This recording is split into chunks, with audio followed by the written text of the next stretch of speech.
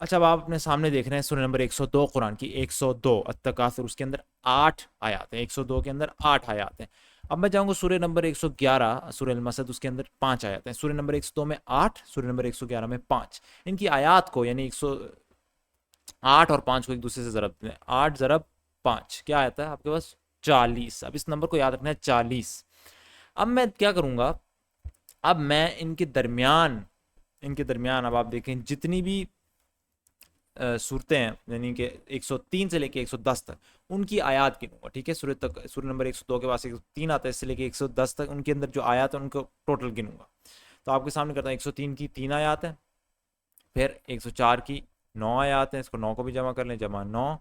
फिर 105 की 5 आयत हैं, इसको भी जमा कर लें। फिर 106 की 4 आयत हैं, इसको भी जमा कर लें, 4 जमा 4। फिर 107 की 7 आयत हैं, तो जमा 7। फिर 108 की 3 आयत हैं, जमा 3। फिर 109 की 6 आयत हैं, जमा 6। और फिर फाइनली 110 की 3 आयत हैं, जमा 3।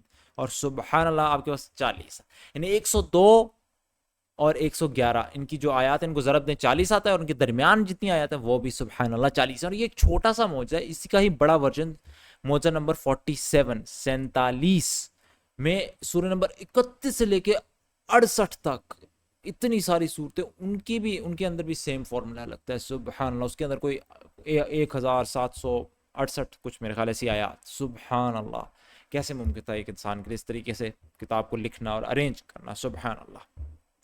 तो मज़ीद मौज़ूद के लिए सब्सक्राइब करें, और इस चैनल को दूसरों के साथ भी शेयर करें, ख़ासतौर पे एथियस्ट वगैरह। और काइंडली सपोर्ट भी करें अगर आप कर सकते हैं। और मेरे दूसरे चैनल्स भी आप देख सकते हैं, इसको इनके मेरे चैनल की मेन डिस्क्रिप्शन में जाके मेरा बाकी तमाम काम आप देख सकते हैं। बहुत सारे और चैनल्स हैं, उन सबको सपोर्ट कर सकते हैं। डिटेल्स इंशाल्लाह चैनल की आप मेन डिस्क्रिप्शन में देख सकते हैं। सुब्हानकल्लाहुम्मा व बिहम्दिक, अशहदु अल्ला इलाहा इल्ला अंत, अस्तगफिरुका व अतूबु इलैक।